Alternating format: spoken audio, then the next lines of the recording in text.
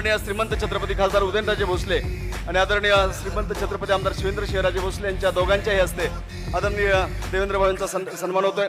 महाराष्ट्राचे संकट मोचक म्हणून ज्यांच्याकडे आपण पाहतो असं महाराष्ट्र राज्याचे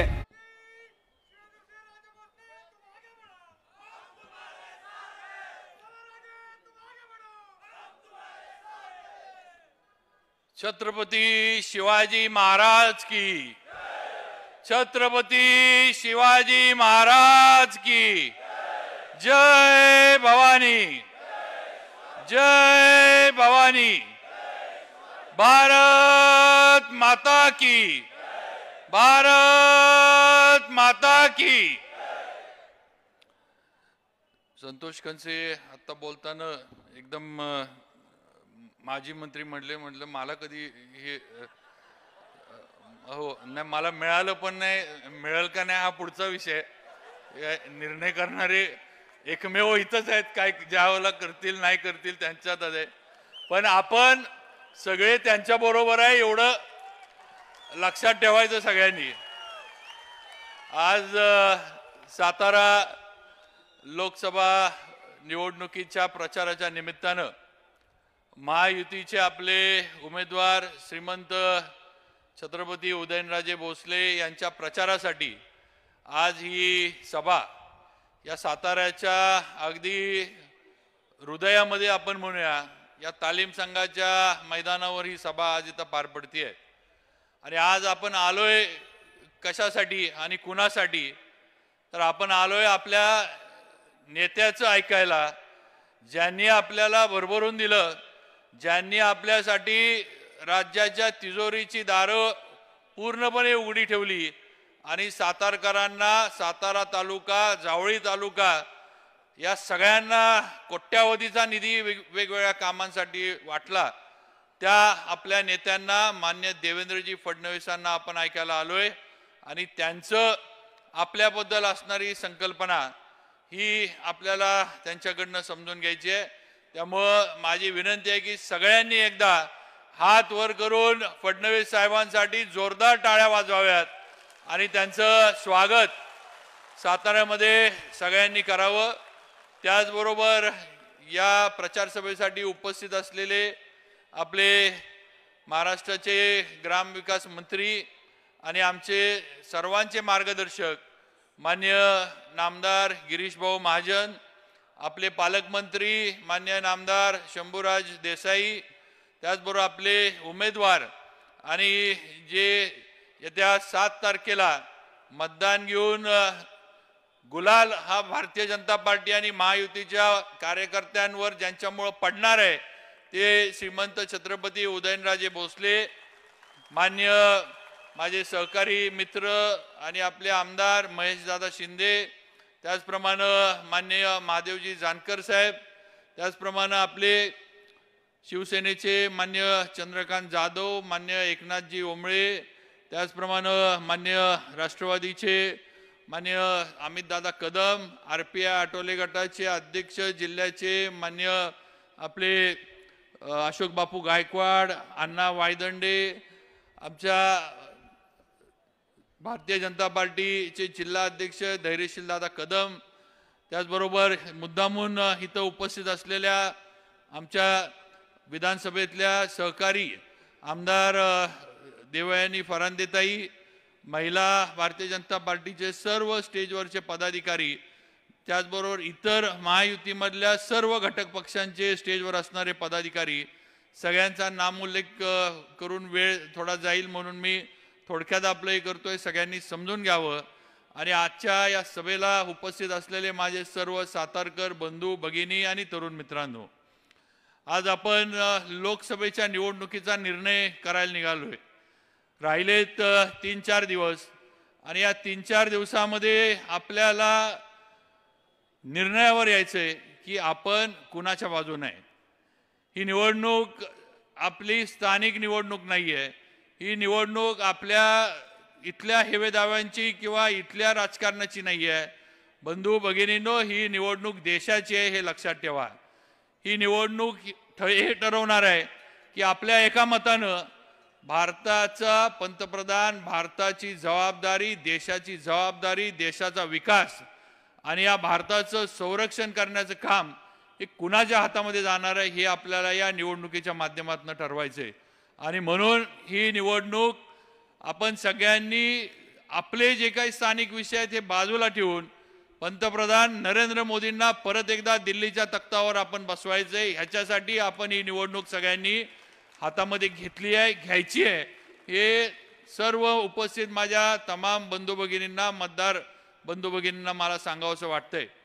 आज गेल्या 10 वर्षामध्ये पंतप्रधान नरेंद्रजी मोदी यांच्या माध्यमातून जे काम देशामध्ये झाले, अगदी देशातच नाही तर जे काम विश्वामध्ये त्यांनी करून दाखवले, एक युगपुरुष म्हणून पंतप्रधान नरेंद्र मोदी हे आपल्या विश्वामध्ये आणि आपल्या याच्यामध्ये ओळखले जातात. ही वस्तुस्थिती आपण लक्षात घेतली पाहिजे. त्यामुळं बंधू भगिनींनो, नुसती पंतप्रधान नरेंद्र मोदींच्या नेतृत्वाची गरज ही नुसती आपल्याला नाही आहे, नुसती आपल्या भारताला नाही आहे, तर विश्वाला आहे. हे आपण सगळ्यांनी लक्षात ठेवा. आज जे विश्वातले अनेक ठिकाणचे जे आपण जे काही वाद विवाद, तंटे, कॉन्फ्लिक्ट ज्याला आपण म्हणतो, जिथं जिथं लढाया चालल्यात, आज तिथं UN सारख्या संस्थेकडनं पण पंतप्रधान नरेंद्रजी मोदी यांना विनंती केली जाते की तुम्ही याच्यामध्ये लक्ष घाला आणि तुम्ही या देशांमध्ये समेट घडवून आणा. एवढं मोठं नेतृत्व आज आपल्या इथं आहे आणि या नेतृत्वाला मतदान करण्याची आपल्याला संधी ही उदयनराजेंच्या माध्यमातून मिळतीये. हे सगळ्यांनी लक्षात घेतलं पाहिजे. आपण थेट पंतप्रधानांना मतदान इथनं करू शकत नाहीत, आपले ते उमेदवार नाहीत म्हणून, पण उदयनराजेंना मत द्यायचं, कमळाला मत द्यायचं म्हणजे पंतप्रधान नरेंद्र मोदी यांना मत द्यायचं, हे आपण सगळ्यांनी लक्षात घेतलं पाहिजे. आणि म्हणून माझी आपल्याला विनंती आहे की विरोधक काय सांगतात, विरोधक काय बोलतात किंवा काय आरोप करतात ह्याच्याकडं आता लक्ष द्यायची गरज नाही. आपल्याला एवढं बलाढ्य नेतृत्व पंतप्रधान नरेंद्रजी मोदींच्या माध्यमातून मिळालंय. त्यामुळं आपल्याला विरोधकांकडं आणि जी काय महाविकास आघाडीचं जे काही इथलं चाललेलं जे काही राजकारण आहे ह्याच्याकडं बघण्याची गरज नाही, हे या निमित्तानं आपल्याला सगळ्यांना सांगावंसं वाटतंय. आज जसं पंतप्रधानांनी देशावर लक्ष ठेवलंय, तसं बंधू भगिनींनो, देवेंद्रजी फडणवीसांनी आपल्यावर लक्ष ठेवलंय, हे पण विसरून चालणार नाही. आज या आपल्या महाराष्ट्राच्या नेत्यानं, या तरुण नेतृत्वानं आपल्याला भरभरून देण्याचा निर्णय किंवा भरभरून देण्याचं काम केलंय, हे सगळ्यांनी लक्षात ठेवा. आज आपल्या इथं नगरपालिकेच्या माध्यमातून होणारी कामं, आज आपल्या अगदी जो कासचा रस्ता एवढा आपण आता सगळेजण जे आता सातारगड म्हणून प्रेमात आहे सगळे त्या रस्त्याच्या, तो असेल. आपल्या अजिंक्यतारा जी आपल्या सातारची अस्मिता आहे, जी आपल्या सातारची ओळख आहे, त्या अजिंक्यताऱ्याचा रस्ता असेल, किंवा आपल्या सगळ्यांसाठी म्हणजे शहरामध्ये तर कोट्यावधीचा निधी फडणवीस साहेबांनी आपल्याला दिला, हे आपण लक्षात घ्या. म्हणून आता वेळ आलेली आहे की आता इकडं तिकडं बघायचं नाही. आता एकमेव निर्णय, कमळ आणि कमळासमोरचं बटन दाबायचं आणि महायुतीला विजयी करायचं. बाकी जास्त इथं बोलण्यापेक्षा आपल्याला खरं म्हणजे फडणवीस साहेबांचं ऐकायचं आहे. फडणवीस साहेबांचे विचार काय आहेत, फडणवीस साहेब देवेंद्रजी आपल्यासाठी काय करू इच्छितात, हे आपल्याला सगळ्यांना खरं म्हणजे ऐकायचं आहे. पण मी आज आपल्या सर्वांच्या वतीनं इथं माझे नेते देवेंद्रजी फडणवीस यांना शब्द देतो की साहेब, या सातारा जावळी मतदारसंघातनं मोठ्या मताधिक्यानं आम्ही उदयनराजांना मताधिक्य देऊन निवडून देऊ. आपण टाकलेला विश्वास आम्ही 100% सार्थ करून दाखवू. हा शब्द माझ्या सातारकरांच्या वतीनं, जावळीकरांच्या वतीनं मी देऊ इच्छितो. साहेब, दोन्ही तालुके हे इतिहासामध्ये नोंद असणारे तालुके आहेत आणि इथल्या शब्दाला किंमत आहे, हे आपण लक्षात ठेवा. आमचे इथले मावळे जे आहेत, जे छत्रपती शाहू महाराजांनी या सातारची राजधानी म्हणून स्थापना केली, या शाहूनगरीमध्ये राहणारे आमची सगळे मावळे असतील किंवा जावळीसारख्या पराक्रमी तालुक्यामध्ये असणारे माझे डोंगर कपारीतले मावळे असतील, साहेब आम्ही कुठल्याही आमिषाला, कुठल्याही याला भूलतापांना बळी पडणार नाही. फक्त आपला विश्वास आमच्यावर कायम राहू दे. पुढच्या आमच्या काही या तालुक्यासाठी, या शहरासाठी संकल्पना आहेत, त्या संकल्पना पूर्ण करण्यासाठी आम्हाला तुम्ही साथ द्या. मग आमची सातारची MIDC असेल, आमचं जावळी तालुक्यातलं बोंडारवाडीचं धरण असेल, किंवा आमचं सातारा शहरातल्या नागरी सुविधांबद्दलचं आम्हाला काही निधी रस्ते काँक्रिटीकरणासाठी दिला, पुढचे काही आमचे प्रस्ताव आहेत त्याच्यासाठी आपली लागणारी मदत असेल, किंवा अगदी केंद्र सरकारकडनं आम्हाला रेल्वेची चांगली आणि सातारकरांना उपयोगी पडेल अशी रेल्वेची कनेक्टिव्हिटी देण्याचं काम हे आपल्या माध्यमातून आम्हा सातारकरांसाठी व्हावं, ही एक सातारकर म्हणून आपल्याकडनं अपेक्षा या प्रचार सभेच्या निमित्तानं नक्कीच मी ठेवू इच्छितो. IT पार्क आम्हाला मिळावा ही एक आमची सगळ्यांची आहे, कारण आम्ही पुण्याच्या फार जवळ आहेत.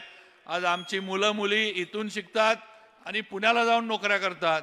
आज त्यांचे आई वडील साताऱ्यात राहतात आणि आई वडिलांना हे वाटतं की आपली मुलं जवळ असावीत, पण आम्ही थोडं मागं पडलो, आम्ही थोडं कमी पडलो म्हणा, पण आम्हाला आता न्याय आपल्या माध्यमातून सातारकरांना या बाबतीमध्ये मिळाला पाहिजे. हे अगदी प्रामाणिकपणे या ठिकाणी आपल्यासमोर मांडायचं किंवा मान्य करावं लागेल. त्यामुळं त्याच्यामध्ये आपण लक्ष घालावं. याचा उल्लेख महेश दादांनी केला की पाणी खटाव मान सारख्या दुष्काळी तालुक्यांना दिलं. साहेब, आमच्याच लोकांनी त्याग करून खटाव मानला पाणी दिलं. आज आमचा सातारा तालुका हा त्याग करणारा तालुका आहे. एकीकडं आमचं जावळीमध्ये कनेर धरण झालं, त्याचं पाणी सांगलीला गेलं. दुसरीकडं आमच्याकडं उरमोडीचं धरण झालं साहेब, त्याचं पाणी खटाव मानला गेलं. पण आम्हाला वाईट वाटत नाही, आम्हाला समाधान आहे की आमच्या दुष्काळी तालुक्यातल्या भावंडांना आमच्या इथलं पाणी देऊन त्यांना आम्ही कुठंतरी चांगल्या ह्याच्यामध्ये आणू शकलो, ह्याचा नक्कीच आम्हाला अभिमान आहे. आणि म्हणून कैलासवासी भाऊसाहेब महाराजांचा इथं उल्लेख करणं गरजेचं आहे, कारण त्यांनी हा प्रकल्प खऱ्या अर्थानं मार्गी लावला. साहेब, आमची दुसरी एक विनंती आहे की काही आमचा सातारा तालुक्यातला भाग सुद्धा वंचित राहिला आहे, काही आमचा सातारा तालुक्यातला भाग सुद्धा पाण्यापासून बाजूला राहिला आहे. त्यामुळे याच्या बाबतीत सुद्धा आपल्या माध्यमातून आमच्या लावंगर योजनेचा पुढं निर्णय असेल किंवा इतर आमच्या योजनांचे निर्णय असेल साताऱ्यातली, ते आपण लावून द्यावं आणि आम्हाला खऱ्या अर्थानं न्याय द्यावा. आम्ही कायम आपल्याबरोबर आहोत. या तालुक्याला निष्ठा ठेवणं आणि निष्ठा पाळणं ही सवय या तालुक्याला कायम आहे. हा तालुका आणि या तालुक्यातला मतदार कधी दगाफटका करून कुठेही गेला नाही आणि आज सुद्धा भारतीय जनता पार्टीच्या मागं आणि आपल्या मागं या तालुक्यातला मतदार, या भूमीतला मतदार, या विधानसभा मतदारसंघातला मतदार हा 100% राहील, हे आपल्याला या ठिकाणी खात्री देतो. माझं आपल्याला सगळ्यांना विनंती आहे की महाविकास आघाडीकडनं जो प्रचार चालतो ह्याच्याकडं लक्ष देऊ नका. आज त्यांचं एकच आहे की आपल्याला गोंधळामध्ये टाकून द्यायचं. सातारमध्ये आलं की म्हणायचं कोरेगावला महेशदादांचं आणि आमचं ठरलंय की महेशदादा आमदारकीला आणि शशिकांत शिंदे खासदारकीला, असं आमचं ठरलंय. इथं आलं की म्हणायचं शिवेंद्र बाबांना आम्ही काय त्रास देणार नाही, पण आम्हाला तुम्ही मदत करा. परत वाईला गेलं की म्हणायचं आमचं आणि वाईमध्ये आमचं ठरलंय, आम्हाला वाईमध्ये मताधिक्य मिळणार आहे. इकडं पाटणला गेलं की म्हणायचं शंभूराजे आम्हाला तसं आत्न का होईना पण राजे आम्हाला सहकार्य करतात. असं गोंधळून टाकायचं काम फक्त आपल्या, ज्याला आपण आपल्या स्थानिक भाषेत म्हणतो ना की पायात साप सोडण्याचं काम, हे महाविकास आघाडीकडनं चालू आहे. त्यामुळे असल्या न चावणाऱ्या सापांना घाबरू नका, असल्या कुठल्याही अफवांवर विश्वास ठेवू नका. आज या लोकसभा मतदारसंघाची परिस्थिती अशी आहे, सर्व विधानसभा मतदारसंघातले नेते मंडळी इथं स्टेजवर आहेत. आज वाई असेल, कोरेगाव असेल, पाटण असेल, कराड असेल, या सर्व मतदारसंघातनं उदयनराजेंना, भारतीय जनता पार्टीला आणि महायुतीला भरभरून मताधिक्य मिळणार आहे आणि मोठ्या मताधिक्यानं आपले उमेदवार विजय होणार आहे. त्यामुळे आपण डगमगून जाऊन चालणार नाही, आपण गोंधळून जाऊन चालणार नाही. आपली जबाबदारी आहे की आपलं मताधिक्य सातारा जावळीचं, सातारा शहराचं या लोकसभा मतदारसंघामध्ये सगळ्यात एक नंबरचं पाहिजे, एवढं लक्षात ठेवा आणि त्याप्रमाणे 7 तारखेला कामाला लागा, एवढीच विनंती करतो. उदयनराजेंचं चिन्ह लक्षात ठेवा, कमळ, कमळाच्या समोरचं बटन दाबून उदयनराजेंना आणि आपले देशाचे पंतप्रधान मोदीजींना परत एकदा ताकद द्या, एवढीच विनंती करतो आणि थांबतो. जय हिंद, जय महाराष्ट्र. धन्यवाद बाबा. आज या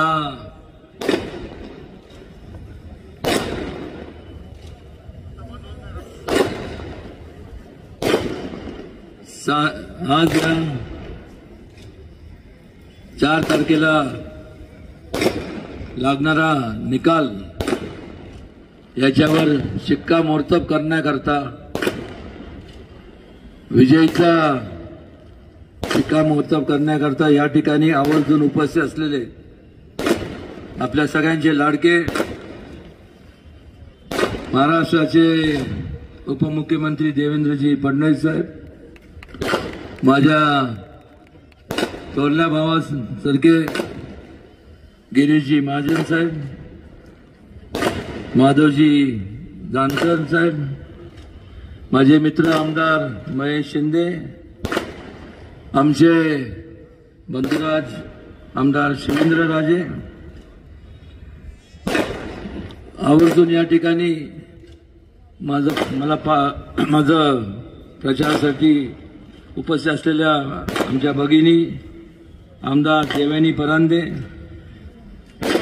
त्याचबरोबर नरेंद्र पाटील, या ठिकाणी त्यांचं मी जेव्हा कॉलेजचं शिक्षण संपून परतलो तेव्हापासून त्यांचं मार्गदर्शन मला मिळालं असे मदनदादा भोसले, मनोज गोरपडे, खासदार अमर साबळे, धैर्यशील दादा कदम, पुरुषोत्तमजी जाधव, प्रवीण कुमार साळे आणि यांची भाषण ऐकल्यानंतर खासदार रामदास आठवलेंची आठवण येते असे अशोक बापू गायकवाड,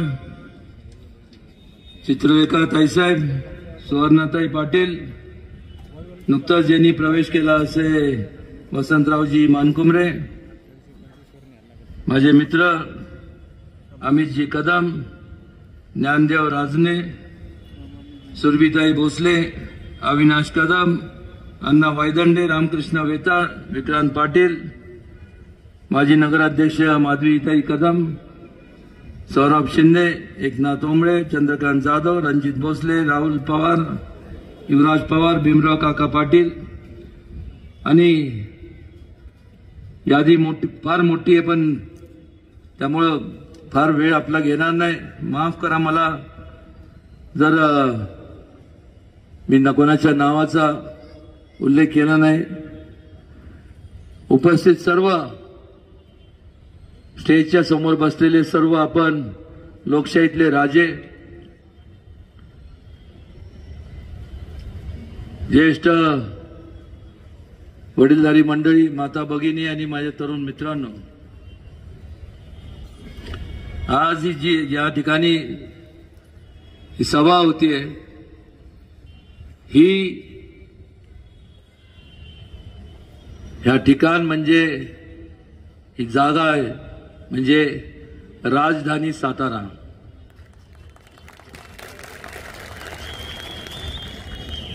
या राजधानीतून अनेक चळवळीचा उगम झाला. स्वातंत्र्याची चळवळ असेल, स्त्रियांच्या शिक्षणाची चळवळ असेल, सत्यशोधक चळवळ असेल, पत्रित सरकारची चळवळ असेल आणि त्यामुळं या संपूर्ण राजधानी साताऱ्याने या देशाला एक दिशा देण्याचं काम केलं. आणि आज ह्याच भूमीमध्ये त्या काळात छत्रपती शिवाजी महाराज यांनी एक लोकशाहीतला ढाचा रचला. एकमेव असे राजे ते होते की संपूर्ण जगभरात त्यांनी जगाला जो विचार दिला की राज्य कारभारामध्ये लोकांचा सहभाग असणं गरजेचं आहे आणि त्यातून अस्तित्वात आली ही लोकशाही. म्हणजे आपला भारत देश जी जगात सर्वात मोठी लोकशाही म्हणून त्याच्याकडे पाहिलं जातं. अशा ह्या लोकशाहीच्या देशामध्ये ज्या वेळेस आपल्याला स्वातंत्र्य मिळालं, अनेक त्यावेळेस जवळपास तेव्हापासून आजपर्यंत जवळपास 50-55 वर्ष काँग्रेसची सत्ता होती. आपण सगळ्यांनी भरभरून मतदान केलं, पण मात्र जाणीवपूर्वक दुर्लक्ष संपूर्ण देशाकडं दिलं गेलं. कारण सत्तेचं विकेंद्रीकरण झालं आणि सत्ता जेव्हा एक ठिकाणी एकवटते त्यावेळेस अहंकार माजतो आणि त्याच्या माध्यमातून मग माझ्यामुळं हा संपूर्ण समाज आहे अशी भावना आपल्या मनात, त्या लोकांच्या मनात निर्माण होती. आणि त्यामुळं आपण लोकांना गृहीत धरतो, कुठं जाणार आहे, काय करणार. पण त्या काळात देखील उठाव झाला. संपूर्ण देशभरातून लोकांनी उठाव केला की ज्या हेतूने आम्ही तुम्हाला एवढे वर्ष निवडून दिलं, निदान आम्हाला 2 टाइम जेवण आणि डोक्यावरती आम्हाला एक छत तरी असावं, ही माफक अपेक्षा त्यांची ह्या संपूर्ण देशाच्या जनतेची होती. पण म्हटलं अहंकार एवढा निर्माण झाला होता की हे आपल्याला विरोध करतात.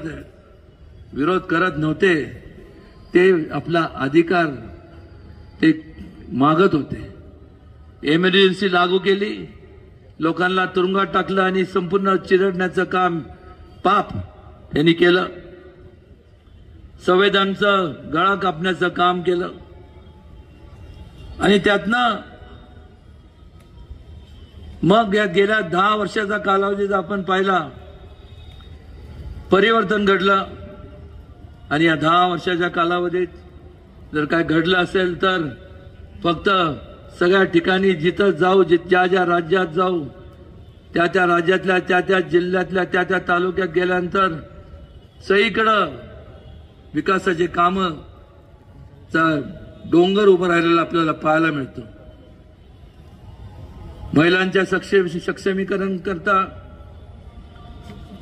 तरुणांच्या रोजगाराबाबतीत मेक इन इंडिया असेल, स्पोर्ट्स असेल, वेगवेगळ्या निर्णय क्षेत्रात अनेक योजना राबवल्या गेल्या. त्याचा फायदा संपूर्ण या देशवासियांना झाला. आणि मग असं वाटतं की त्या काळात का नाही झालं. आज आपण त्या काळात जर ते झालं असतं तर हा देश किती विकसित झाला असता, असा एक मनात विचार येतो. या देशाला आपल्या देशाला मागास, टेक्निकल दृष्ट्या मागास ठेवण्याचं काम आणि पाप यांनी केलं. मोदींच्या कुशल नेतृत्वाखाली आज आपण पाहतो की गेल्या 5 वर्षात या संपूर्ण जिल्ह्यामध्ये माझ्या मतदारसंघात जवळपास 10,000 कोटीची कामं मार्गी लागली. ज्यावेळेस ती सरकार असतं त्यावेळेस एक प्रकारचं नियोजन आखलं जातं आणि एक नियोजनबद्ध कार्यक्रम ज्या ठिकाणी असतो त्यावेळेसच लोकांच्या प्रगतीची कामं मार्गी लागतात. एका बाजूला हा विकासाचा पर्व आणि संपूर्ण वेगाने होणारी वाटचाल आणि दुसऱ्या बाजूला महाविकास आघाडीच्या माध्यमातून कुठल्याही प्रकारचा विकास किंवा काम न करता केवळ भूलथापा की आम्ही हे करू ते करू. 55 वर्षामध्ये काही जमलं नाही तर आत्ता काय करणार. आणि त्यामुळं संपूर्ण अजूनही त्यांचं एक मत, त्यांचं पंतप्रधानांच्या उमेदवार कोण ह्याच्यावर होत नाही. ते तर होणार नाहीच, पण मात्र एक मत सुद्धा होत नाही. अत्यंत विस्कळीतपणा, कोणाचं ताळमेळ नाही आणि अशा परिस्थितीत कुठल्याही प्रगती नाही, अधोगतीच्या दिशेने वाटचाल करताना आपल्याला पाहायला मिळते. आणि म्हणून आपल्याला सगळ्यांना मी विनंती करणार आहे की ज्या वेळेस आपण डेव्हलपमेंटच्या कामांबद्दल बोलतो, टुरिझम इंडस्ट्री असेल, IT पार्क असेल, ज्याकरता आपल्याला मंजुरी देण्यात आलेली आहे, फक्त जागे ह्या खात्याची त्या खात्यावरनं आपल्याला ते बदलून घ्यायचे. जसं मेडिकल कॉलेजच्या वेळेस शासनाची जागा पण वेगवेगळ्या खातं वेगळं होतं. नजदीकच्या काळात आपण ते सुद्धा करणार आहोत. या आपल्या संपूर्ण मतदारसंघातनं, या जिल्ह्यातनं जी नदी जाती, त्या नदीचं म्हणजे कृष्णा नदीचं शुद्धीकरण आपण हातात घेणार आहोत. नमो गंगाच्या धर्तीवर जय जय कृष्णे हे आपण त्या माध्यमातून आपण शुद्धीकरण हाती घेणार आहोत. MIDCच्या बाबतीत देखील या ठिकाणी रोजगार मिळण्याकरता शिवेंद्रराजे तर प्रयत्नशील आहेतच, पण त्यात एक विचार विनिमय करून मी आदरणीय फडणवीस साहेबांना विनंती करणार की एक बैठक तुमच्या अध्यक्षतेखाली लावली तर तो सुद्धा प्रश्न सुटण्यासारखा आहे. वेगवेगळे आपल्या ह्या संपूर्ण आलं असेल, स्ट्रॉबेरी असेल, हळद असेल, बटाटा असेल, आपल्या या संपूर्ण जिल्ह्यामध्ये त्याकरता संशोधन केंद्र, रिसर्च सेंटर उभे करण्यात येणार आहेत. ॲग्रो प्रोसेसिंग वरती जास्तीत जास्त आपण भर देणार आहोत. आणि हे आपण केव्हा करू शकतो? ज्या वेळेस एक सक्षम सरकार असतं, ज्यावेळेस केंद्रात आपलं सरकार आणि राज्यात आपलं सरकार जेव्हा असतं, त्यावेळेस सुरळीतपणे कुठलाही अडथळा निर्माण कोणी करत नाही आणि जास्तीत जास्त वेगाने आपण वाटचाल करू शकतो. हे आवर्जून या ठिकाणी मला तुम्हाला सांगावंसं वाटतं. पण मात्र जसं मी सांगितलं की या ठिकाणी जसं मी सांगितलं की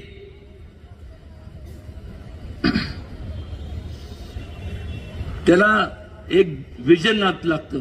आज ते विजन जर आपण पाहिलं तर ते आपल्याला मोदीजींच्या रूपाने आपल्याला ते विजन मिळालंय. आणि त्यामुळं एका बाजूला मोदीजी आणि दुसऱ्या बाजूला राहुल गांधी यांचं जवळपास विचार पण करू शकत नाही आपण. आपल्याला जर समजा मी एक प्रश्न विचारला की हा देश नेमका आपल्याला कोणाच्या हातात द्यायचा आहे, मोदीजींच्या का राहुल गांधींच्या? अनेकदा आपण पाहतो ज्यावेळेस संपूर्ण रोड शो होतात त्यावेळेस राहुल गांधी कॉलेजमध्ये जातात आणि असं करतात.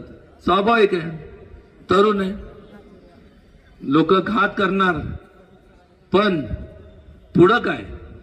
तुम्ही तरुणांना काय उपदेश करणार आहात? त्यामुळं ज्यांनी एवढ्या वर्ष ज्या काँग्रेसने तरुणांचा विचार केला नाही, फक्त एक घराणेशाहीचा विचार झाला त्या काँग्रेसमध्ये.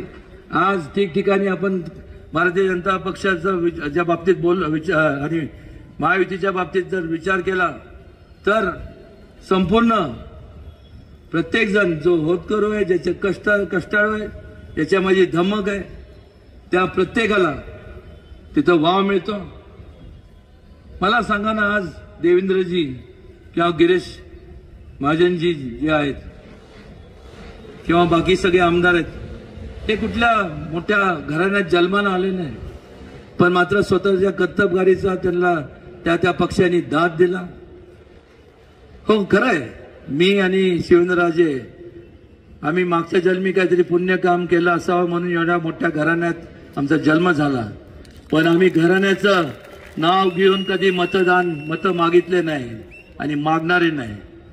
आम्ही लोकशाही मान्य केली, कारण की आमच्या म्हणजे छत्रपती शिवाजी महाराजांनी लोकशाहीचा ढाचा रचला होता. आणि आम्ही ज्यावेळेस लोकांसमोर जातो त्यावेळेस एकच सांगतो की जेव्हा तुम्ही आम्हाला निवडून दिलं तेव्हापासून आजपर्यंत ही आम्ही कामं मार्गी लावली. हे करत असताना बोलत असताना अनुदाने मगाशी मला माफ करा, पण जे या संपूर्ण जिल्ह्याचे त्यांच्याकडे पालक होत आहे त्यांनी आमच्यासारख्या लोकांना सांभाळून घ्यावं, कारण त्यांच्या नावाचा अनुदानाने उल्लेख राहून गेला.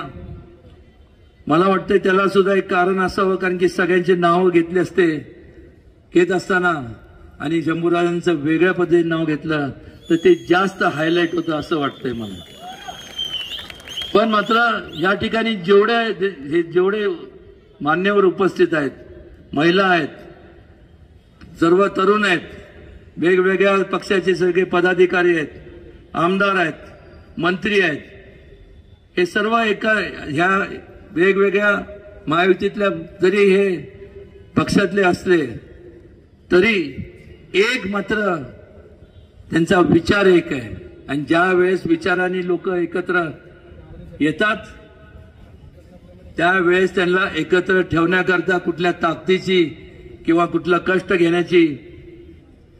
घ्यावे लागत नाही, कारण की उद्दिष्ट एक असतं. पण ज्या वेळेस विकास आघाडीच्या बद्दल बोलायचं झालं तर ज्या वेळेस फक्त स्वार्थाकरता ज्यावेळेस लोक एकत्र येतात त्यांचं उद्दिष्ट वेगळंच असतं प्रत्येकाचं. त्यामुळं त्यांचा स्वार्थ जेव्हा साधला जातो त्यावेळेस आपापल्या दिशेने ते निघून जातात. अशी अवस्था महाविकास नाही तर ह्या महाभकास आघाडीची असं म्हणलं तर चुकीचं ठरणार नाही. सैनिकांच्या बद्दल सैनिकी परंपरा ह्या जिल्ह्याला आहे आणि त्यामुळं सैनिकांच्या बाबतीत देखील त्यांच्या वेलफेअर करता अनेक स्कीम्स आपण राबवल्यात, अनेक स्मारक देखील आम्ही या संपूर्ण सातारा उभं केलंय. त्यांच्याकरता देखील केंद्र शासनाच्या माध्यमातून जास्तीत जास्त निधी आणून त्यांचं मदत होईल किंवा त्यांचं सहकार्य होईल असं सुद्धा आमची योजना आहे. फार बोलण्यापेक्षा मी एवढंच सांगेन की मी काय तुमच्यापेक्षा वेगळा नाहीये. जसं मी सुद्धा एक सामान्य माणूस आहे, तसं पाची बोटं एकसारखे नसतात. कदाचित वैचारिक थॉट प्रोसेस वेगळी असेल, पण मला तुमचं जे दुःख सुख आहे हे गेले 30-32 वर्ष जेव्हापासून मी समाजकारण करत आलोय, कधी राजकारण केलं नाही. आणि हे करत असताना तुम्हाला सर्वांना केंद्रबिंदू मानूनच मी आजपर्यंत समाजकारण केलं. त्यात वाटेल त्या परिस्थितीत तेव्हाही बदल झाला नाही, आजही नाही आणि भविष्य काळात तर शक्यच नाही. आणि त्यामुळं फार बोलण्यापेक्षा पुन्हा आपण एवढ्या मोठ्या संख्येने या ठिकाणी उपस्थित झाल्याबद्दल, आमच्या विनंतीला मान देऊन आला, आपला बहुमोल वेळ आपण खर्च केल्याबद्दल मी मनापासून आपल्या सगळ्यांचे आभार मानतो आणि थांबतो. जय हिंद, जय महाराष्ट्र, जय शिवराय. माता की, छत्रपती शिवाजी महाराज की, धर्मवीर छत्रपती संभाजी महाराज की, जय भवानी, जय जय जय जय जय भवानी,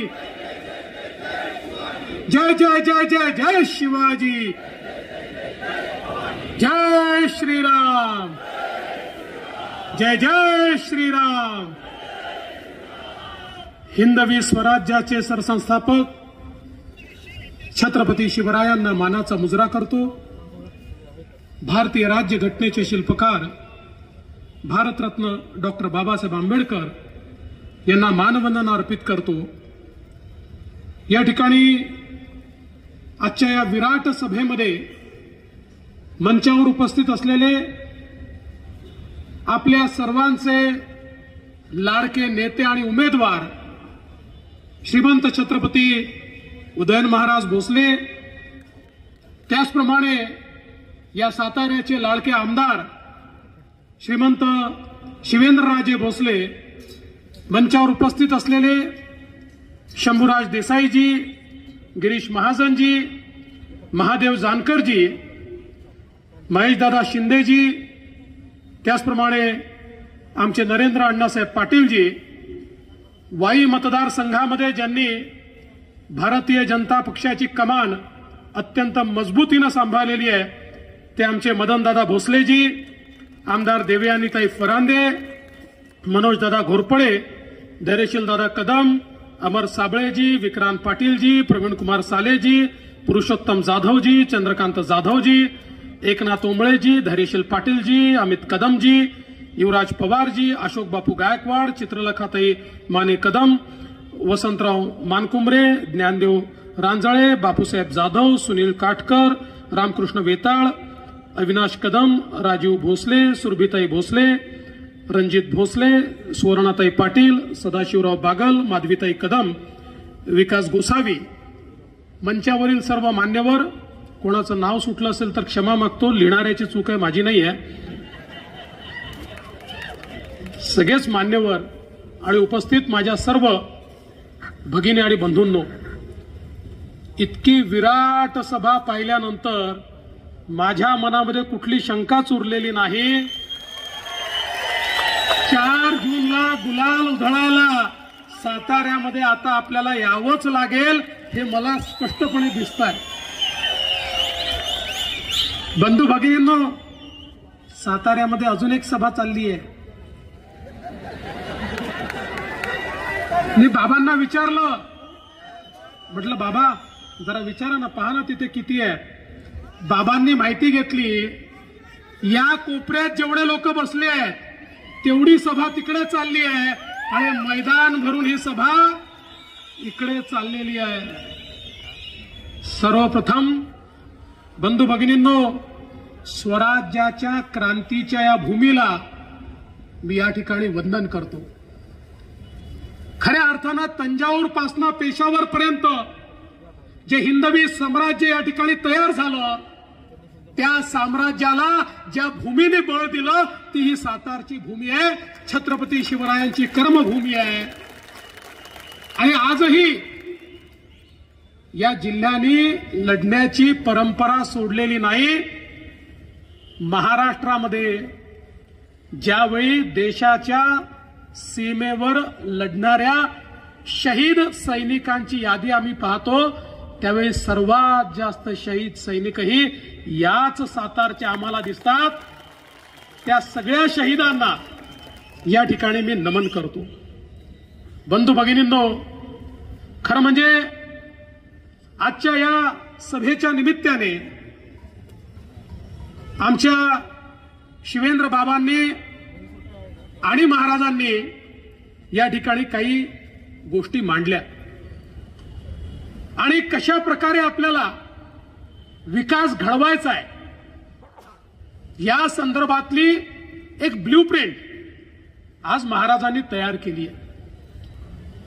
आपल्याला कल्पना आहे की शेवटी कुठल्याही व्यक्तीच्या मनामध्ये विकासाच्या कितीही संकल्पना असल्या तरी त्या संकल्पना पूर्ण करण्याकरता तेवढंच ताकदीचं नेतृत्व लागतं.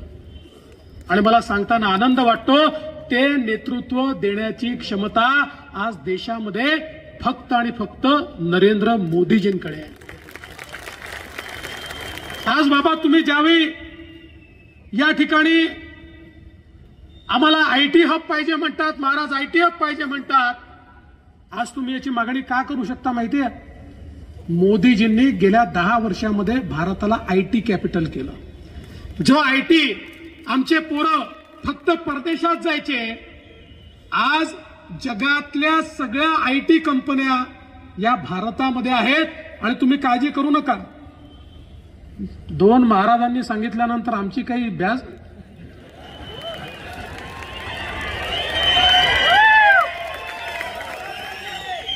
आयटी पार्क असेल, MIDC असेल, इथल्या कॉन्क्रीट रोडची कामं असतील बाबा, किंवा सातारकरांकरता वंदे भारत ट्रेन सुरू करण्याचा विषय असेल,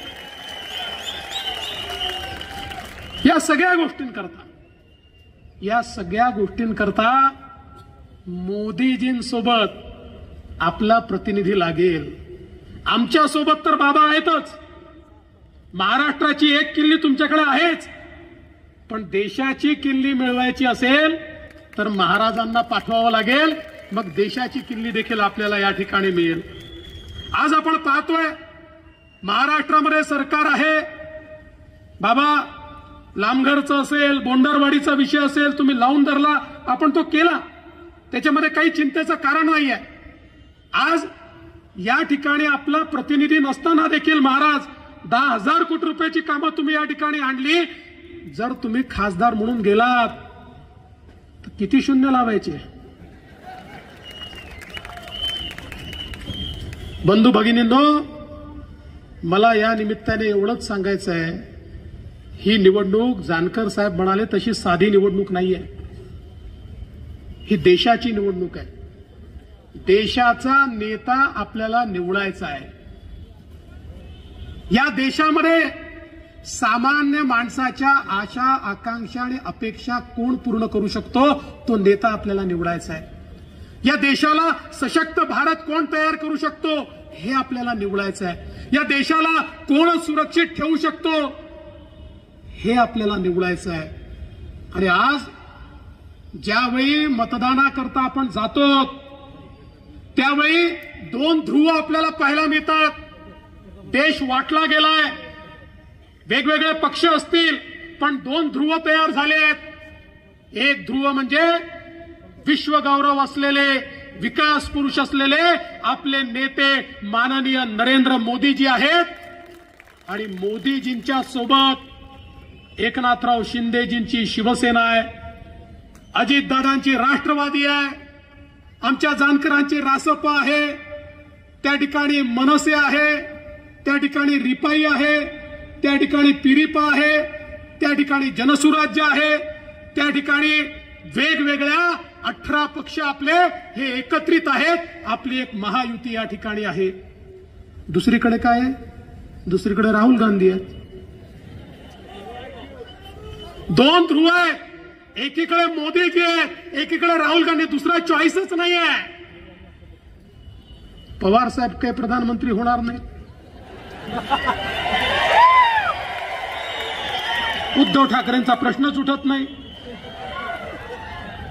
त्यामुळे महाराजांना मत दिलं की मोदीजींना मिळतं, इतर कोणाला मत दिलं तर राहुल गांधींना मिळतं. ज्यांना मोदीजींना मत द्यायचं आहे त्यांच्याकरता महाराज आहे, ज्यांना राहुल गांधींना मत द्यायचं आहे त्यांच्याकरता इतर कोणी आहे. I also love you. पण बंधू भगिनींनो, आज आपण बघा, आपली विकासाची गाडी आहे, या गाडीचं मजबूत इंजिन मोदीजी आहे, आणि या वेगवेगळ्या पक्षाच्या बोग्या, डब्बे या आपल्या विकासाच्या इंजिनला लागले आहेत. आणि ही विकासाची गाडी कशी आहे?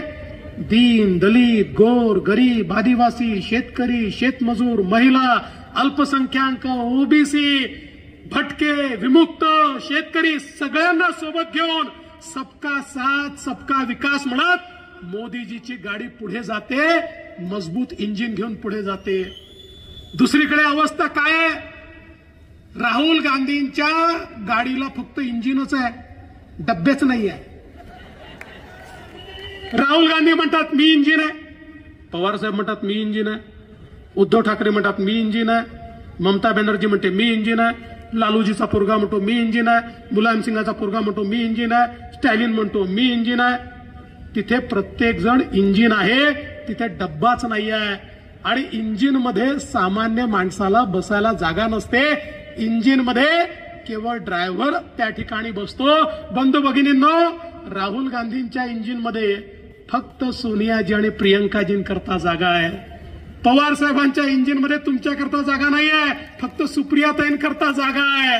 आणि उद्धवजींच्या इंजिन मध्ये फक्त आदित्य ठाकरेंकरता जागा आहे, बाकी कोणाही करता जागा नाही आहे. आणि म्हणून ज्या क्षणी महाराजांच्या कमळाची बटन दाबाल त्या क्षणी महाराज साताऱ्याची बोगी थेट मोदीजींच्या इंजिनला लावतील, आणि मग साताऱ्याला मागे वळून पाहण्याची आवश्यकता पडणार नाही. आपण पाहू शकतो 2014 साली मोदीजींनी महाराष्ट्रामध्ये आणि देशामध्ये आपल्या महायुतीचं राज्य आल्यानंतर ज्या प्रकारचं परिवर्तन या ठिकाणी केलं, आज जगातले लोक विचार करतायत, जगातले लोक हे मोदी मॉडेल काय आहे. जगात चर्चा चाललेली आहे की 10 वर्षामध्ये 25 कोटी लोकांना गरिबी रेषेच्या वर आणणारं मोदी मॉडेल काय आहे.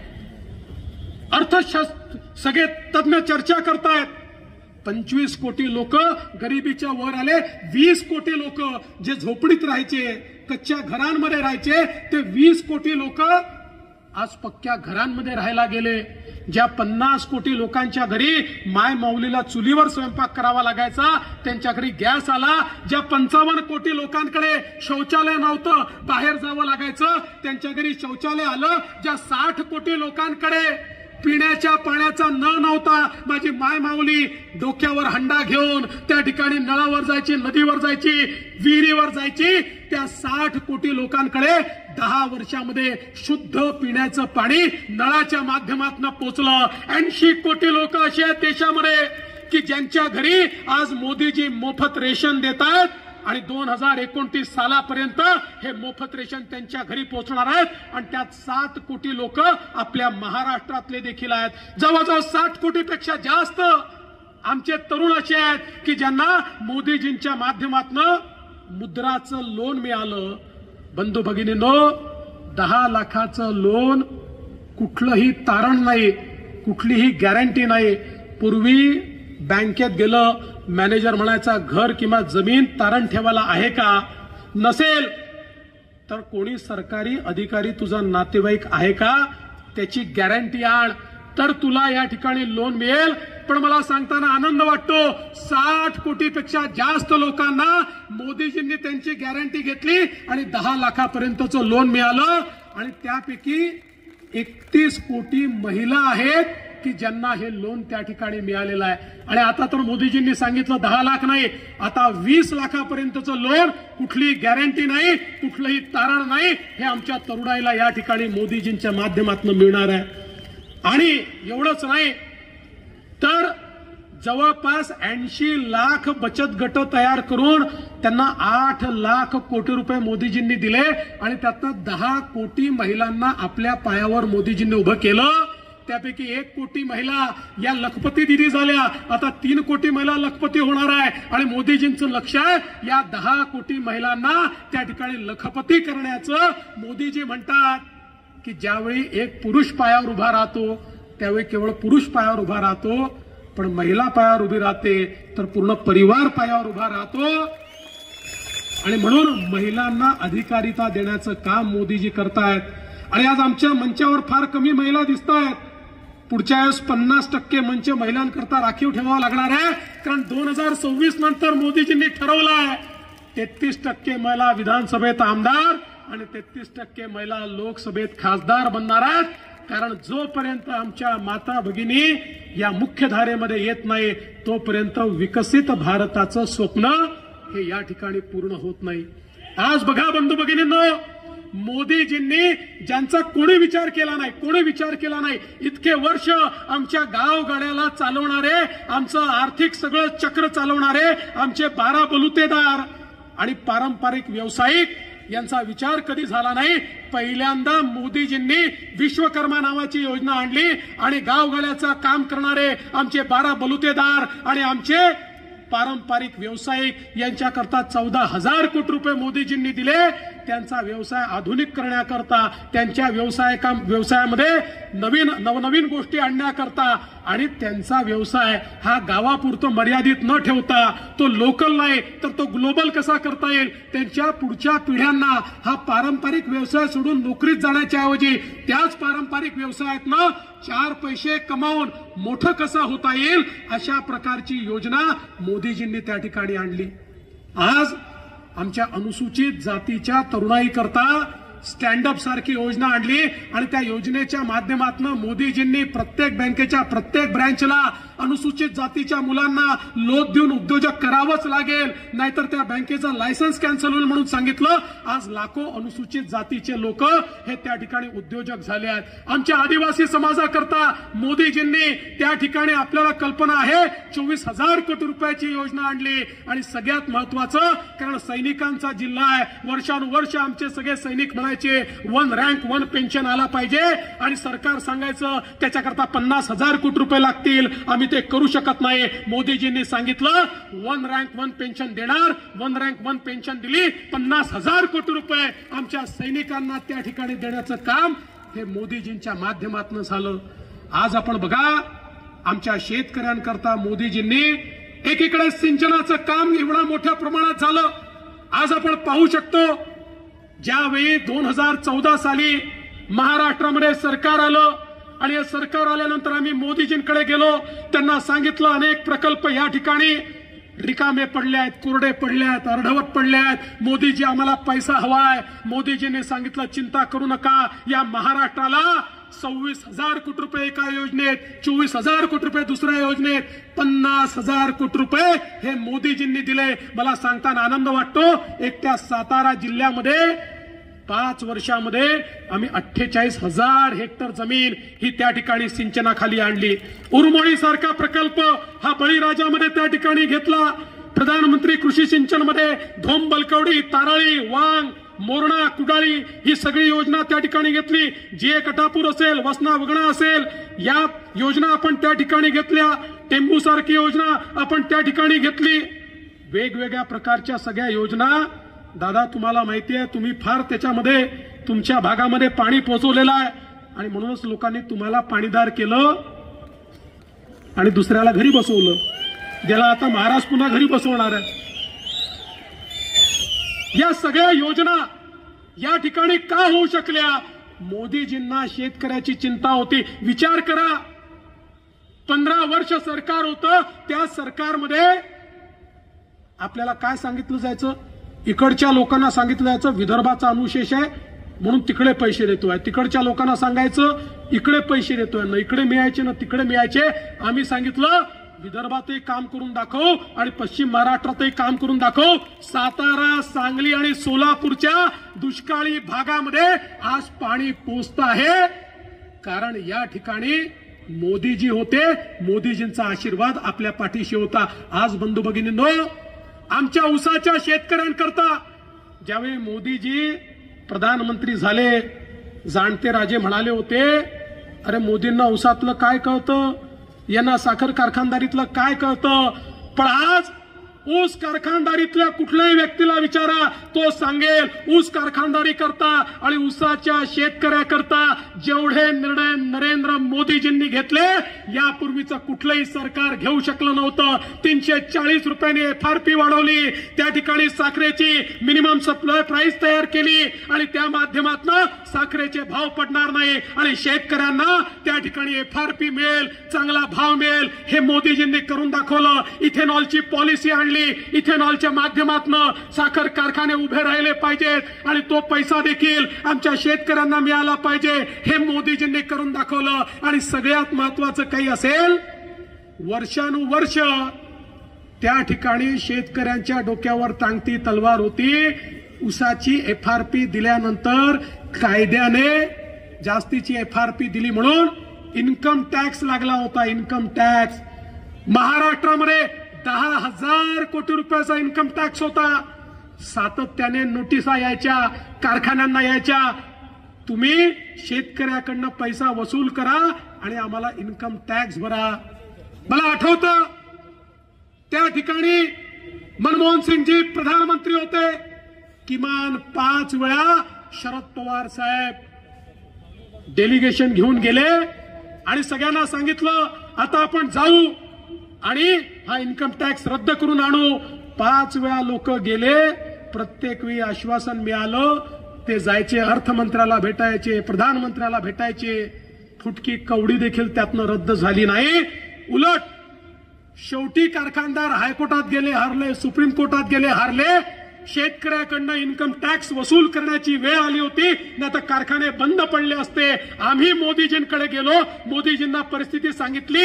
एका झटक्यात मोदीजींनी सांगितलं की आपल्याला हे करावं लागेल. अधिकाऱ्यांना बोलवलं, अमित भाई शाह सहकारिता मंत्र्यांना बोलवलं. त्या ठिकाणी सगळे अधिकारी आले. अधिकाऱ्यांनी सांगितलं, साहेब असं आजपर्यंत झालं नाही. मागच्या तारखेचा 10-20 वर्षाचा इन्कम टॅक्स आहे, तो आज आपल्याला रद्द करता येत नाही, हे कायद्यात बसत नाही. त्यावेळी मोदीजींनी सांगितलं, अरे कायदा शेतकऱ्यांकरता मोडावा लागला तरी मोडू, नवीन कायदा त्या ठिकाणी तयार करू. आणि बंधू भगिनींनो, मोदीजींनी 10,000 कोटी रुपयाचा आमच्या शेतकऱ्यांवर इन्कम टॅक्स रद्द करून टाकला आणि शेतकऱ्यांना दिलासा दिला. आज माझा सवाल आहे, त्यांना विचारा जे विचारत होते, मोदीजींना उसातलं काय समजतं? जे मोदीजींना समजलं ते तुम्हाला वर्षानुवर्ष समजलं नाही. मोदीजींना सामान्य शेतकऱ्याची नाडी समजली, त्याचं स्पंदन समजलं, त्याचं रुदन समजलं, त्याचं हृदय समजलं. आणि म्हणून मोदीजी या ठिकाणी अशा प्रकारचा निर्णय घेऊ शकले. आणि म्हणून बंधू भगिनींनो, ही साधी निवडणूक नाही आहे, देशाची निवडणूक आहे. आज देशामध्ये एक मजबूत नेतृत्व आहे. आज आपलं नेतृत्व वैश्विक नेतृत्व आहे. मी तुम्हाला विनंती करतो, तुम्ही आठवा तो काळ, ज्या काळामध्ये कोविड होता, नातेवाईकांना भेटण्याची चोरी होती. अरे किड्या मुंग्यासारखे लोक मरत होते, आपल्यातले आपतेष्ट जात होते, कोणी कोणाच्या मौत मिट्टीला देखील जायला तयार नव्हतं. इतकी भीती, इतकं भय प्रत्येक बापाला वाटायचं, माझ्या पोराचं काय होईल, आईला वाटायचं माझ्या पोरीचं काय होईल, आमच्या परिवाराचं काय होईल असं वाटत होतं. जगाच्या पाठीवर एक मोठं संकट होतं. 140 कोटीचा देश. लोक म्हणायचे, जगातले एक्सपर्ट म्हणायचे की भारतामध्ये 40-50 कोटी लोक तरी मरतील, त्यांना कोणीच वाचवू शकत नाही. जगाच्या पाठीवर 4 देशांनी कोविडची लस तयार केली होती आणि ते देश वाट पाहत होते, कधी भिकाऱ्यासारखा भारत आमच्या पुढे हात पसरतो की आम्हाला लस द्या, मग आपण त्याच्याकडनं प्रॉफिट कमवू, थोड्याशा लसी त्याला देऊ आणि भारताला त्या ठिकाणी अडचणीत आणू, असं अनेक देश विचार करत होते. पण त्या देशांना माहिती नव्हतं, या देशामध्ये नरेंद्र मोदी नावाचा प्रधानमंत्री आहे, ज्याला आपल्या लोकांना कसं वाचवायचं माहिती आहे. मोदीजींनी शास्त्रज्ञ जमा केले, त्यांना सांगितलं काय मटेरियल पाहिजे सांगा, तुम्हाला काय पैसा पाहिजे तो सांगा, तुम्हाला काय व्यवस्था पाहिजे त्या सांगा. आणि सातत्याने त्यांच्या पाठीशी उभं राहून जगातला 5वा देश हा भारत झाला, ज्यांनी आपल्या देशात लस तयार केली. 140 कोटी लोकांना 2 वेळा लस त्या ठिकाणी टोचण्याचं काम हे मोदीजींच्या नेतृत्वात झालं. 1 पैसा कोणाला द्यावा लागला नाही. भारतामध्ये आज आपण वाचलो, त्या लसीमुळे वाचलो. बंधू भगिनींनो, ती लस नसती तर भारताची काय अवस्था झाली असती. पण केवळ भारतापुरतं मर्यादित नाहीये, मला आपल्याला सांगितलं पाहिजे. मी मॉरिशसला गेलो होतो. मॉरिशसच्या मराठी मंडळींनी छत्रपती शिवरायांच्या पुतळ्याचं उद्घाटन ठेवलं होतं, त्या ठिकाणी उद्घाटन केलं. मॉरिशसच्या राष्ट्रपतींना भेटायला गेलो. आफ्रिकन ओरिजिनचे ते राष्ट्रपती होते, त्यांना भेटलो. ते म्हणाले, फडणवीसजी तुम्ही माझे धन्यवाद हे मोदी साहेबांना सांगा. म्हटलं कशा करता तुमचे धन्यवाद? म्हणाले कोविडमध्ये माझा मॉरिशस जिवंत राहिला कारण मोदीजींनी मला लस दिली, त्यांनी लस दिली नसती तर माझा मॉरिशस जिवंत राहिला नसता. बंधू भगिनींनो, असे सांगणारे 100 देश आज जगामध्ये आहे की जे सांगतात आमचा देश मोदींमुळे वाचला. हे 100 देश आज भक्कमपणे आपल्या पाठीशी उभे आहेत, भारताच्या पाठीशी उभे आहेत. हे वैश्विक नेतृत्व आहे. आज जगामध्ये संधी तयार झाली आहे. कोविड नंतर जगाच्या पाठीवर लोकांचा विश्वास चीनमधनं उडालेला आहे. लोकांना आता या ठिकाणी नवीन देश पाहायचा आहे. 30 वर्ष चीनने जगाची फॅक्टरी म्हणून काम केलं. जगाच्या उत्पादनाच्या 30% उत्पादन एकटा चीन करत होता. पण आता जग म्हणतं आमचा या चीनवर विश्वास उरलेला नाही, आम्हाला नवीन जागा पाहिजे आहे. आणि त्यावेळेस ते भारताकडे पाहतात. त्यांना लक्षात येत आहे जगातलं सगळ्यात मजबूत नेतृत्व भारतामध्ये आहे. या भारतामध्ये गेलं तर आपण त्या ठिकाणी चीनपेक्षा जास्त समृद्धी आणू शकतो. आणि म्हणून आज आपण पाहतोय जगाच्या पाठीवर रेकॉर्ड फॉरेन डायरेक्ट इन्व्हेस्टमेंट ही भारतामध्ये येते आहे. आणि मला हेही सांगताना आनंद वाटतो, भारतामध्ये येणारी सगळ्यात जास्त इन्व्हेस्टमेंट आपल्या महाराष्ट्रामध्ये येते आहे, कारण मोदीजी आपल्या पाठीशी आहे. त्यामुळे येत्या काळामध्ये जगाची फॅक्टरी चीन राहणार नाही, जगाची फॅक्टरी भारत होणार आहे. भारतामध्ये उत्पादनाची क्षमता वाढते आहे. अरे 2014 साली ज्या भारतामध्ये 99% मोबाईल फोन आम्ही इम्पोर्ट करायचो, आज तो भारत 100% मोबाईल फोन हे भारतात बनवतोय आणि जगाला एक्सपोर्ट करतोय. ही भारताने आता एक्सपोर्टची मजल या ठिकाणी गाठलेली आहे. ज्या भारतामध्ये सर्व दारुगोळा, शस्त्रास्त्र, तोफा, जेट, फायटर जेट, पनडुब्ब्या सगळं बाहेरून आयात करावं लागायचं, 10 वर्षात त्या सगळ्या गोष्टी भारतात बनतायत. फायटर जेटही भारत बनवतोय, फायटर हेलिकॉप्टरही भारत बनवतोय, पाणबुडी देखील भारत बनवतोय, तोफाही भारत बनवतोय. अरे एवढंच काय, आता या भारताने अग्नि मिसाईल तयार केलं. 7,000 किलोमीटर दूर कुठेही शत्रूचं ठाणं असेल, भारतातनं अग्नि मिसाईल टाकलं की थेट ते ठाणं त्या ठिकाणी नेस्तनाभूत करू शकतं. अशा प्रकारचं अग्नि मिसाईल जे केवळ त्या ठिकाणी अमेरिका, रशिया आणि चीनकडे आहे, आता ते अग्नि मिसाईल भारताकडे देखील आहे. हे भारताने केलेली प्रगती आहे. हा आत्मनिर्भर भारत आहे. हा भारत या ठिकाणी आत्मविश्वासाने उभा असलेला भारत आहे. आणि म्हणून बंधू भगिनींनो, भारताकडे वाकडी नजर करून पाहण्याची कोणाची हिंमत नाही आहे. अरे तुम्ही आठवा तो काळ, ज्या काळामध्ये या भारतामध्ये, मुंबईमध्ये, पुण्यामध्ये बॉम्बस्फोट व्हायचे. काय करायचं आमचं सरकार? बॉम्बस्फोट झाला की आपलं सरकार त्या ठिकाणी पाकिस्तानचा निषेध करायचं, तो पुन्हा बॉम्बस्फोट करायचा, मग तीव्र निषेध करायचे, मग तो पुन्हा बॉम्बस्फोट करायचा, मग अतितीव्र निषेध करायचे, मग तो पुन्हा बॉम्बस्फोट करायचा. हे अमेरिकेत जायचे, अमेरिकेच्या राष्ट्रपतीला म्हणायचे, बघा बघा तो पाकिस्तान आमच्याकडे येतो, बॉम्बस्फोट करतो, तुम्ही त्याला समजवा. बंधू भगिनींनो, मोदीजी देशाचे पंतप्रधान झाले, आपल्या देशामध्ये बॉम्बस्फोट केला, मोदीजींनी सोडलं नाही, अमेरिकेकडे गेले नाही, थेट पाकिस्तानमध्ये घुसून सर्जिकल स्ट्राईक केला, एअर स्ट्राईक केला आणि आतंकवाद्यांना मारलं. माझा तुम्हाला सवाल आहे, सांगा 2019 नंतर पाकिस्तानच्या बापाची तरी हिंमत झाली का भारतामध्ये बॉम्बस्फोट करण्याची? एकही बॉम्बस्फोट या भारतात कोणी करू शकलं नाही. आता पाकिस्तान असो, चीन असो, कोणी वाकडी नजर करून आपल्याकडे पाहू शकत नाही. बंधू भगिनींनो, माननीय मोदीजींनी काय सांगितलं? मोदीजींनी सांगितलं, पिछले 10 साल ये तो ट्रेलर था, असली पिक्चर अगले 5 साल में हमको देखना है. मोदीजींनी सांगितलं. काय म्हणाले मोदीजी? मोदीजी म्हणाले, हो मला तिसऱ्यांदा प्रधानमंत्री व्हायचं आहे, पण तिसऱ्यांदा प्रधानमंत्री होत असताना माझी प्रेरणा ही या ठिकाणी छत्रपती शिवाजी महाराज आहेत. कारण मोदीजी म्हणाले, छत्रपती शिवाजी महाराजांनी राज्याभिषेक केला, तो सगळ्या जगाला दाखवण्याकरता हिंदवी स्वराज्य स्थापन झालाय, रयतेचं राज्य स्थापन झालाय. पण एकही दिवस ते सिंहासनावर बसले नाही. दुसऱ्या दिवशी घोड्यावर मान ठोकली आणि पुन्हा लढायला निघाले, स्वराज्याच्या विस्ताराकरता निघाले. तशाच प्रकारे छत्रपती शिवाजी महाराजांचा आशीर्वाद घेऊन या ठिकाणी मला तिसऱ्यांदा बसायचं आहे, या भारताला एक समृद्ध भारत तयार करण्याकरता. आणि बंधू भगिनींनो, या ठिकाणी समृद्ध भारत तयार करण्याकरता ज्यावेळी मोदीजी तिसऱ्यांदा शपथ घेण्याकरता त्या ठिकाणी असतील, त्यावेळी साताऱ्याची शान असलेले, बंधू भगिनींनो, या साताऱ्याचा अभिमान असलेले छत्रपती उदयन महाराज हे देखील त्यांच्या सोबत तिथे दिसले पाहिजे.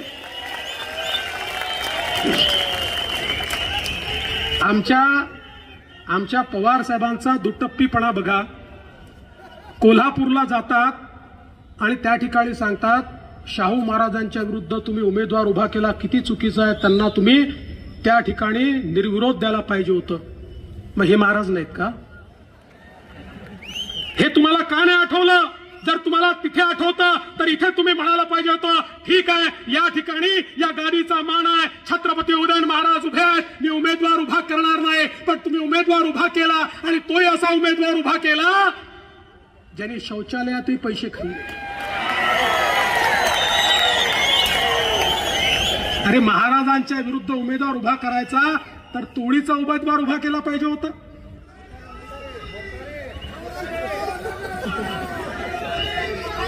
तुतारीची पिपाणी होणार. छत्रपती उदयनराजे तुतारीची पिपाणी केल्याशिवाय थांबत नाही आणि म्हणून सातारकरांनो, तुमच्या भरोशावर आता ही निवडणूक आम्ही सोडली आहे. बाबाही आहेत आणि महाराजही आहेत. नाही ठरलं आहेच, पण आम्हाला रेकॉर्ड हवाय. या ठिकाणी ही दोन नेते मंडळी असताना सातारकरांनी असा रेकॉर्ड तयार केला पाहिजे की उभ्या देशाला समजला पाहिजे छत्रपती शिवरायांच्या भूमीचा हुंकार हा देशाचा हुंकार झाला पाहिजे. याकरता आपण सगळ्यांनी महाराजांना दिल्लीला पाठवा एवढीच विनंती करतो आणि माझं बोलणं संपवतो. जय हिंद, जय महाराष्ट्र, जय शिवराय.